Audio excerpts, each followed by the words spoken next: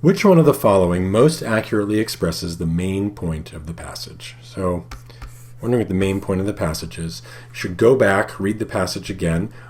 If you read the passage accurately, actively the first time, you shouldn't need to go back and review the passage right now. You should be able to say to yourself, okay, what was the point of the whole passage? And hopefully you remember that it was about New Zealand wool industry, and the author was making specific recommendations about how the New Zealand wool industry can return to profitability through a number of suggestions that the author made.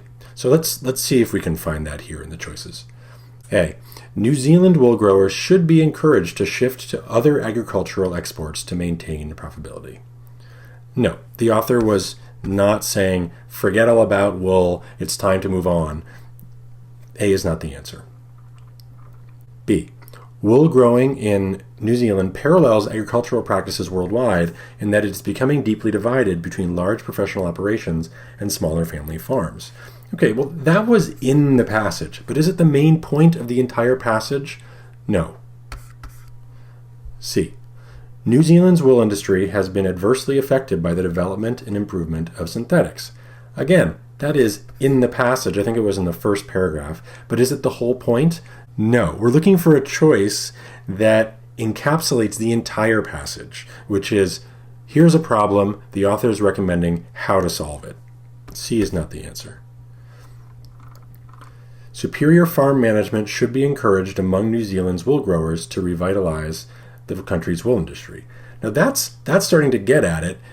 Management practices was a big focus of the whole passage, and other suggestions. So I like D. Let's check out E and see whether it disqualifies itself.